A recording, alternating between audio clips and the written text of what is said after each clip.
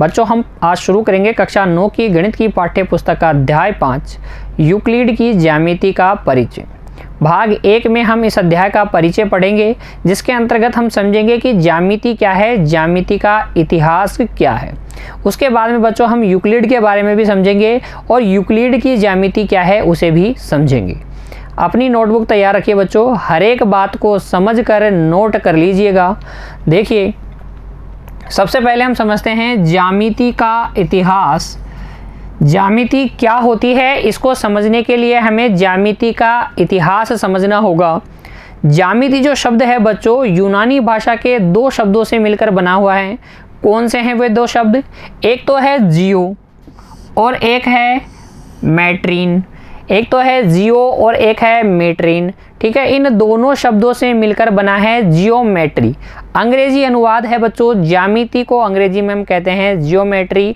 और जो जियोमेट्री शब्द है या जो ज्यामिति शब्द है, यूनानी भाषा के 2 शब्दों जियो और मेट्रीन से बनकर मिला है। अब इन 2 शब्दों के अर्थ क्या हैं? देखिए, जियो जो शब्द है इसका अर्थ होता है भूमि या पृथ्वी या धरती या धरातल, कुछ भी कह लीजिए, जियो का अर्थ ये है। मीट्रीन शब्द का अर्थ क्या है? मापना। तो भूमि का मापना ही क्या है? जियोमेट्री है। अगर हम ऐतिहासिक रूप से देखें तो प्रारंभ में जब भूमि से के मापन से संबंधित समस्याएं उत्पन्न हुई होंगी, तब बच्चों ज्यामिति की उत्पत्ति हुई होगी। उनको समस्या आई होगी भूमि के मापन से संबंधित, और फिर गणित की एक शाखा ने जन्म लिया जिसका नाम क्या है? ज्यामिति है। थोड़ा इतिहास समझ में आ रहा है आपको कि ज्यामिति की उत्पत्ति कैसी हुई होगी, कैसे लोगों ने मापन करना स्टार्ट किया होगा, उनको आवश्यकता कैसी रही होगी ज्यामिति की। समझ में आ गया? अतः हम कह सकते हैं बच्चों कि ज्यामिति का उद्भव जो है भूमि के मापन के आवश्यकता के साथ ही हो गया। जैसे ही भूमि के मापन की आवश्यकता हुई, ज्यामिति का उद्भव हो गया। उसके बाद में हमने भूमि के अलावा भी कई सारी चीज़ों को मापन स्टार्ट किया, कई सारी आकृतियों के मापन को स्टार्ट किया, उनके अंदर जो संबंध होते हैं, प्रमेय होती हैं, उनका अध्ययन स्टार्ट किया। लेकिन ज्यामिति का जो मूलभूत उद्भव हुआ बच्चों, मूल रूप से जहाँ उद्भव हुआ, जब आवश्यकता पड़ी होगी प्रारंभ में, तब हम मानते हैं कि भूमि के मापन के लिए आवश्यकता पड़ी ज्यामिति की और ज्यामिति का उद्भव हुआ। देखिए, गणित की ये जो शाखा है ज्यामिति, इसका अध्ययन विभिन्न रूपों में प्रत्येक प्राचीन सभ्यताओं द्वारा किया गया। विश्व की कोई भी ऐसी सभ्यता नहीं है जो ज्यामिति नहीं जानती थी। सारी की सारी प्राचीन सभ्यताएं, चाहे वो मिस्र की सभ्यता हो, चाहे वो बेबीलोन हो, चीन हो, भारत हो, यूनान हो, इनकास हो, कोई सी भी प्राचीन सभ्यता हो, उन्होंने ज्यामिति का अध्ययन किया। वे ज्यामिति के बारे में जानते थे। क्या क्या जानते थे? उदाहरण के माध्यम से अभी बच्चों मैं आपको बताने वाला हूँ। इन सभ्यताओं के लोगों को अनेक व्यवहारिक समस्याओं का सामना करना पड़ा, जिनसे ज्यामिति के विकास की विभिन्न प्रकार से आवश्यकता पड़ी। ये जो प्राचीन सभ्यता के लोग थे बच्चों, इनको कई प्रकार की व्यवहारिक समस्याओं का सामना करना पड़ा होगा, डेफिनेटली ही पड़ा होगा, क्योंकि भूमि से संबंधित मापन होगा, किसी चीज़ को तोल कर देने में या किसी चीज़ का आयतन नापने में इनको समस्याओं का सामना करना पड़ा होगा। तो ही इन्होंने क्या की? ज्यामिति को विकसित किया। ये ज्यामिति को और ज़्यादा विकास की ओर लेते चले गए।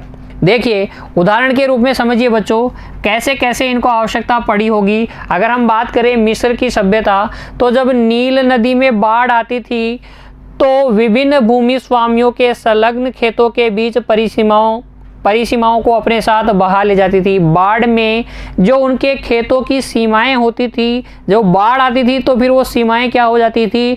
नष्ट हो जाती थी। अब उनको क्या ज़रूरत पड़ेगी? वापस से अपनी सीमाओं को बनाने की आवश्यकता पड़ेगी ना। यहाँ तक का रामलाल का खेत और यहाँ तक का श्यामलाल का खेत, हालांकि मिस्र की सभ्यता में, चीन की सभ्यता में रामलाल और श्यामलाल आपको देखने को नहीं मिलेंगे, लेकिन मान लीजिए आप तो उन दोनों के खेतों की सीमा वो बहा ले जाती थी, तो फिर उनको वापस से सीमा बनाने की आवश्यकता पड़ी होगी।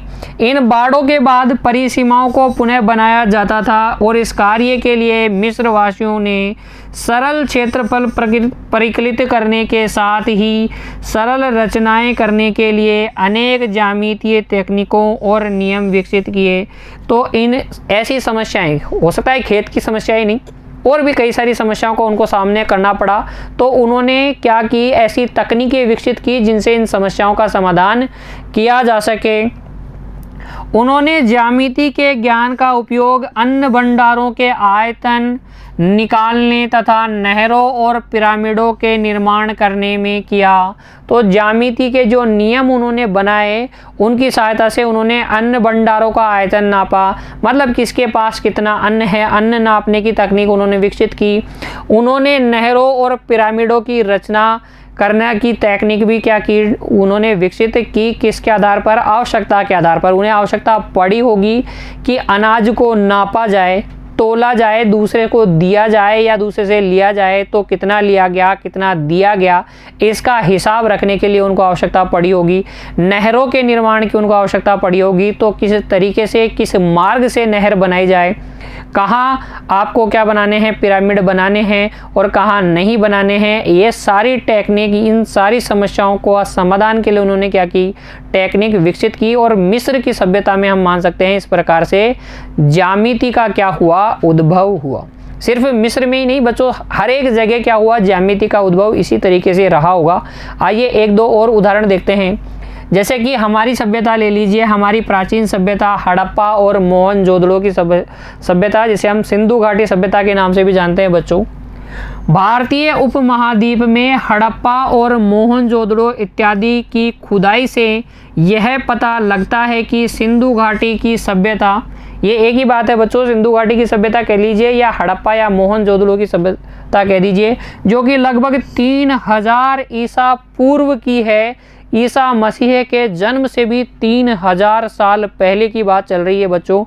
आधुनिक तो लोग तो जानते ही हैं कि ज्यामिति क्या होती है, आप और मैं तो जानते ही हैं कि कैसे आयतन निकालते हैं, कैसे क्षेत्रफल निकालते हैं, लेकिन ईसा मसीह के जन्म से भी 3000 साल पहले वाले लोग भी ज्यामिति को जानते थे बच्चों। देखिए, ज्यामिति का प्रचुर मात्रा में उपयोग किया इन लोगों ने भी।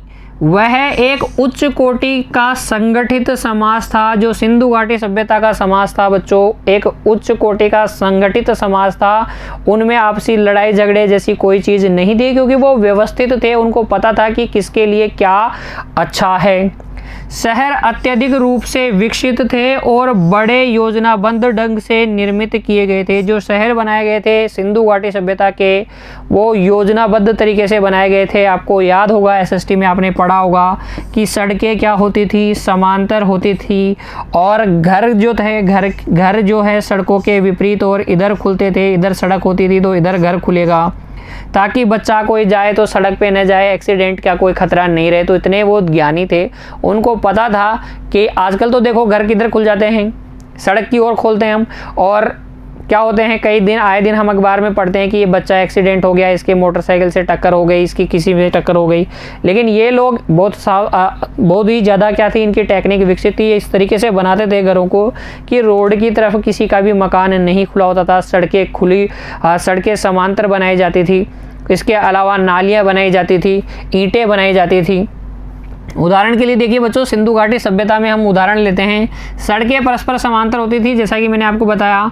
भूमिगत नालियों की व्यवस्था थी, नालियां बनाई जाती थी, जो भी अंडरग्राउंड नालियां, ओपन नालियां नहीं थी। आजकल हम देखते हैं कई जगह ओपन नालियां होती हैं, उनमें फिर मच्छर पैदा होते हैं। तो वो क्या थी, सिंधु घाटी सभ्यता की नालियाँ थी, भूमिगत थी, मच्छर पैदा भी होंगे तो भूमि के अंदर ही रहेंगे।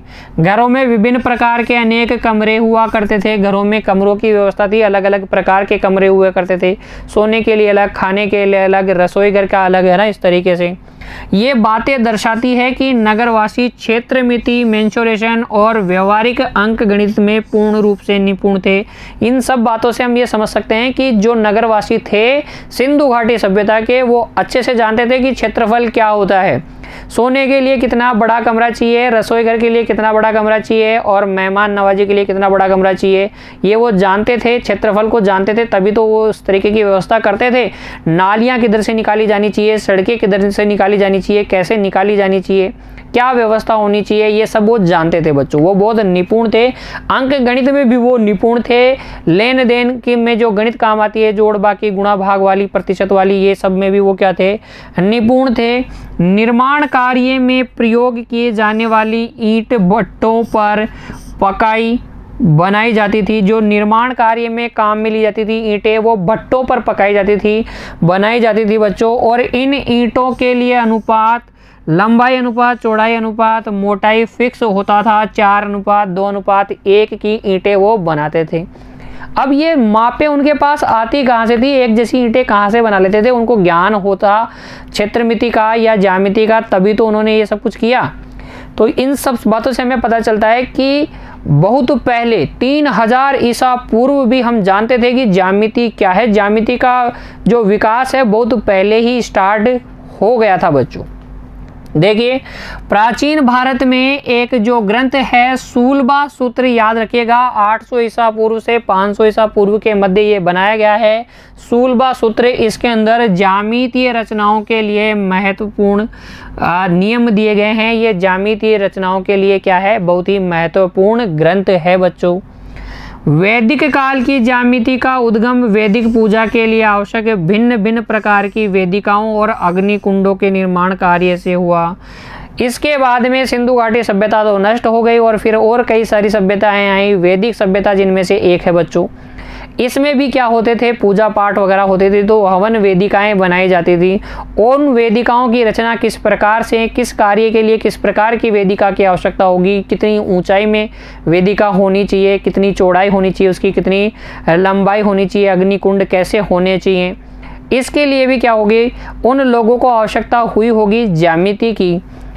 देखिए, पवित्र अग्नियों को अधिक प्रभावशाली साधक होने के लिए उनके स्थान, उनके आकारों और क्षेत्रफलों के बारे में स्पष्ट रूप से निर्धारित अनुदेशों के अनुसार होते थे। तो जो भी पवित्र कार्य होते थे बच्चों, उन पवित्र कार्यों के लिए जो अग्नि वेदिकाएं बनाई जाती थी, कुंड बनाए जाते थे, उनके आकार निश्चित होते थे, क्षेत्रफल निश्चित होते थे। जैसे कि घरेलू जो धार्मिक कार्य होते थे बच्चों, घरेलू धार्मिक कार्य क्रियाओं के लिए वर्गाकार और वृत्ताकार वेदिकाओं का प्रयोग किया जाता था, जबकि सार्वजनिक पूजा स्थलों के लिए आयतों, त्रिभुजों और समलंबों के संयोजन से, यानी कि मिले जुले से बने आकार की वेदिकाओं का प्रयोग होता था। तो वो लोग जानते थे, तभी तो इस प्रकार की वेदिकाएं बनाते थे, वर्गाकार, वृत्ताकार, त्रिभुजाकार। वो ज्यामिति को जानते थे, तभी ऐसा कर पाते थे बच्चों। ठीक है, समझ में आ रहा है ज्यामिति का इतिहास कहाँ से स्टार्ट हुआ, कैसे लोगों को आवश्यकता रही होगी ज्यामिति की। फिर देखिए, अथर्ववेद में एक यंत्र है बच्चों, श्री यंत्र। हम सभी जानते हैं लक्ष्मी जी की पूजा करने के लिए काम में लेते हैं। श्री यंत्र में एक दूसरे से जुड़े 9 समद्विबाहु त्रिभुज अंतर्निहित हैं। ये रहा श्री यंत्र। इसके अंदर कितने समद्विबाहु त्रिभुज एक दूसरे में समाये हुए हैं? 9 समद्विबाहु त्रिभुज समाये हुए हैं और इस प्रकार से व्यवस्थित किए गए हैं कि इनसे 43 छोटे या गौण त्रिभुजों का निर्माण होता है। 43 हिंदू धर्म में बच्चों एक शुभ समय माना जाता है, 43 दिन का समय। तो इसमें 43 छोटे त्रिभुजों का संयोजन बनता है इन 9 समद्विबाहु त्रिभुजों से। तो इस प्रकार के श्री यंत्र की रचना वो कैसे कर पाए? बिल्कुल उनको ज्यामिति का ज्ञान था, तभी वो कर पाए। और देखिए बच्चों, ये हैं हमारे पास थेल्स और ये हैं यूक्लिड। इनका क्या है, आधुनिक जो ज्यामिति है इनमें इन दोनों व्यक्तियों का, इन दोनों महान गणितज्ञों का बच्चों बहुत ही बड़ा योगदान है। थेल्स के एक शिष्य थे पाइथागोरस, इनका नाम आपने सुना होगा, पाइथागोरस बच्चों। तो इनका भी क्या है, ज्यामिति में और गणित, आधुनिक गणित के विकास में बहुत बड़ा योगदान है थेल्स का। पाइथागोरस का और यूक्लिड का जो गणित हम आधुनिक रूप से पढ़ते हैं उनमें इन 3 गणितज्ञों का मैं कहूँगा बहुत बड़ा योगदान है बच्चों। यहाँ हमारी पाठ्य पुस्तक में इन दोनों की तस्वीरें आप देख सकते हैं। अब हम समझ लेते हैं कि ज्यामिति वास्तव में आखिर है क्या, क्योंकि हमने ज्यामिति का इतिहास इतने अच्छे से पढ़ लिया है, हमने जान लिया है कि ज्यामिति की आवश्यकता क्या थी, ज्यामिति में हम करते क्या थे। तो हम ज्यामिति को एक परिभाषा के रूप में लिख सकते हैं बच्चों। क्या है ज्यामिति की परिभाषा? देखिए, गणित की वह शाखा जिसके अंतर्गत हम विभिन्न प्रकार की आकृतियों का अध्ययन करते हैं ज्यामिति कहलाती है। तो ज्यामिति क्या है? गणित की एक ऐसी शाखा है जिसके अंतर हम क्या करते हैं, विभिन्न प्रकार की आकृतियाँ, त्रिभुज ले लीजिए, वृत्त ले लीजिए, चतुर्भुज ले लीजिए, समलंब आकृतियां ले लीजिए या किसी भी प्रकार की आकृति ले लीजिए, इन आकृतियों का अध्ययन करेंगे, इन आकृतियों का क्षेत्रफल देखेंगे, इन आकृति में जो भुजाएं खींची गई हैं, कोण खींचे गए हैं, उनका अध्ययन करेंगे। वो कितने डिग्री के होते हैं, उनमें कैसे संबंध होते हैं, समांतर होती है या लंबवत होती है, इस प्रकार का कई सारे अध्ययनों का, कई सारे संबंधों का हम अध्ययन करते हैं, कई सारी आकृतियों का अध्ययन करते हैं। जिस गणित की शाखा में उसी को हम क्या कहते हैं, ज्यामिति कहते हैं। ज्यामिति का इतिहास बच्चों आज हमने सीखा, ज्यामिति की परिभाषा हमने सीखी। मिलते हैं अगली कक्षा में, उसमें हम सीखेंगे कि यूक्लिड क्या है, यूक्लिड कहाँ से आए और उनका ज्यामिति में क्या योगदान है, अर्थात यूक्लिड की ज्यामिति को बच्चों हम अगली कक्षा में सीखेंगे। तब तक के लिए जो भी मैंने आज आपको बताया उसको फिर से सुनिए और याद रखने का प्रयास कीजिएगा बच्चों। धन्यवाद।